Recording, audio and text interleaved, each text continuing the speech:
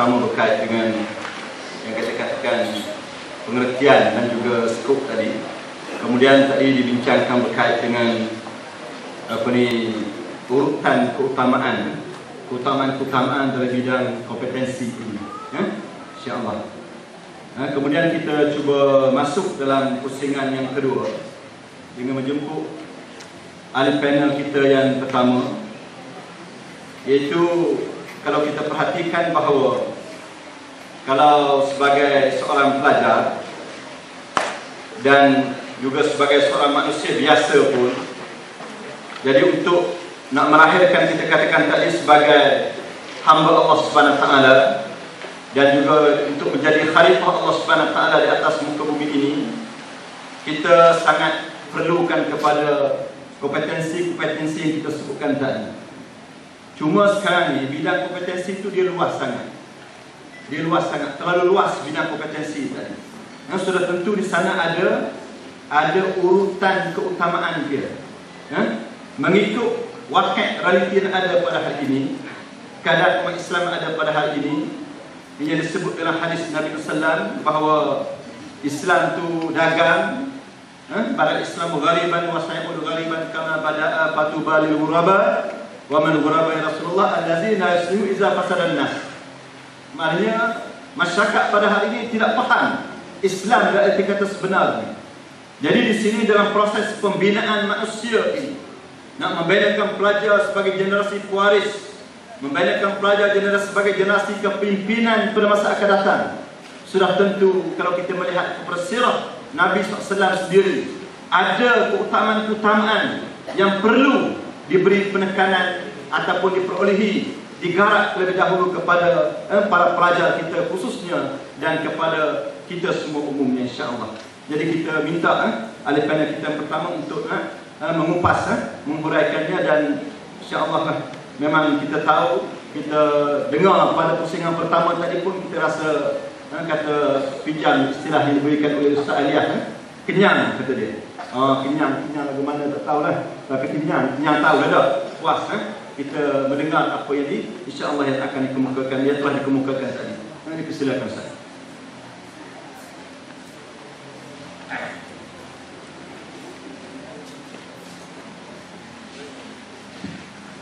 Bismillahirrahmanirrahim.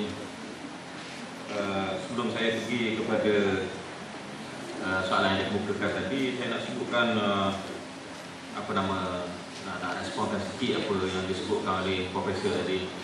Ialah cukup penting, bukan setakat pelajar lah.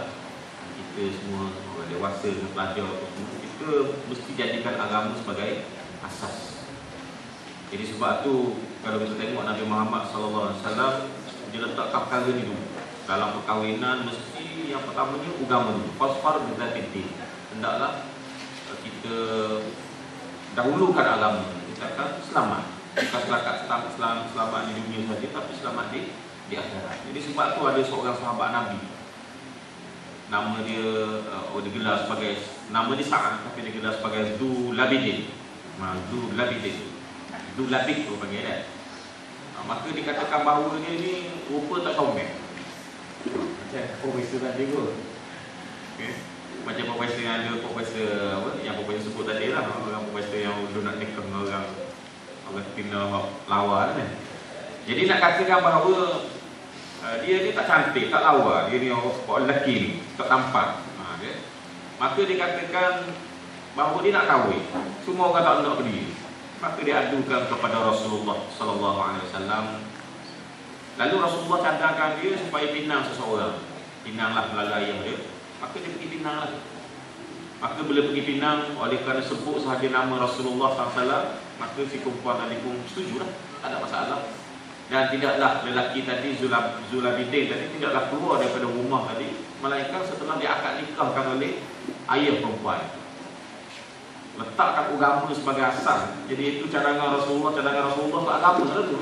Itu kita mesti taat pada Allah dan kita mesti taat kepada Rasulnya. Sumber kita ialah Al-Quran dan Sunnah.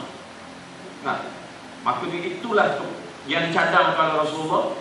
Maka itulah yang dipikirkan oleh perempuan tadi, cadangan Rasulullah, ini sunnah Rasulullah, ini kata-kata Rasulullah. Maka dia tak sanggup terima, walaupun lelaki itu tak cantik sekali pun.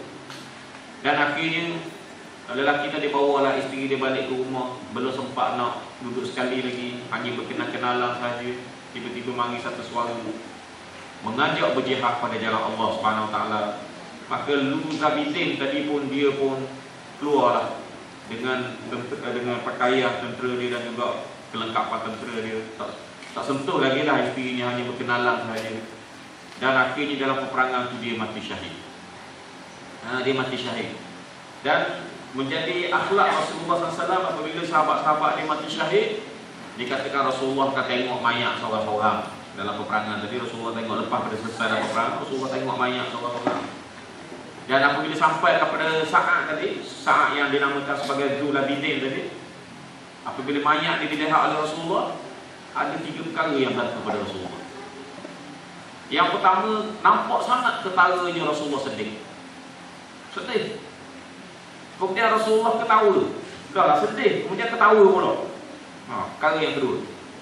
Dan perkara ketiga yang berlaku, ialah Rasulullah paling ke belakang. Okay. Ada 3 perkara berlaku. Mayat-mayat lain biasa je. Orang mati syahid kata masuk syurga belaka tu. Maka yang Zulabidin tadi dikatakan Rasulullah, ada 3 perkara yang aneh berlaku pada Rasulullah. Menangis, sedih. Kemudian satu lagi ialah ketawa. Ketawa tu maknanya tersenyum lah kita kata. Kemudian satu lagi ialah berpaling ke belakang. Maka ditanya oleh Rasulullah, ditanya oleh sahabat-sahabat kepada Rasulullah, kenapa bila sampai mayat jadi 3 perkara tadi Rasulullah, kamu buat 3 perkara wahai Rasulullah? Lalu Rasulullah kata, aku sedih kerana dia ni mati lah. Mati syahid dia kena sedih lah. Orang mati tak, walaupun dia mati tu masih hidup, dia anggap sebagai hidup, tapi dia telah mati, meninggal dunia. Dan aku ketawa sebab apa? Sebab aku tengok macam mana bidadari-bidadari turun daripada syurga, memegang-megang tubuh badan Sa'ad tadi ataupun Zulabidin tadi sebagai tanda bahawa dia dianggap sebagai ahli syurga dan diterima amalannya oleh Allah Subhanahu Wa Taala. Dan aku berpaling ke belakang sebab apa? Sebabnya salah satu daripada bidadari tadi dia angkat kain, nampak beti, maka aku tak boleh tengok beti. Dia Rasulullah paling ke belakang, tak boleh tengok beti. Rasulullah dia akhlak sungguh ni. Kita kata memang orang panggil yang paling berakhlak, yang paling berkompetensi lah Rasulullah sallallahu alaihi wasallam, ilmunya, akhlaknya dan sebagainya. Inilah Rasulullah SAW. Walaupun bidadari itu tak ada hukum aurat dak kita kata ni lah. Bila buka nampak peti Rasulullah paling ke belakang. Itu paling ke belakang, balik ke belakang. Apa nama ni? Saya nak sebutkan bahawa itulah keadaannya orang yang mengikut agama diterima oleh Allah Subhanahu Wa Taala. Dan dengan orang panggil tadi disebutkan oleh tuan moderator tadi, tuan pengusi tadi, macam mana takutnya dengan angka-angka yang disebutkan. Saya ingat satu perkara yang mungkin terlupa disebutkan tadi, iaitu dalam angka-angka yang banyak tu, 230,000 lebih tu, sehingga 2008 dikatakan 73,707 bukan 73,303 adalah orang Melayu, iaitulah yang didaftarkan sebagai telah melahirkan anak haram, anak luar nikah. Dan di Terengganu saja, daripada Mamang sampai Besut, campurlah Kuala Terengganu Tengah ni, campurlah Johor, campurlah Siu, campurlah Malang. Maka angka pada tahun 2010 orang yang terlibat dengan sumbang yang tak baik ni, itu maksud saya ni lah, keluaran anak luar nikah ni, adalah 623 kes.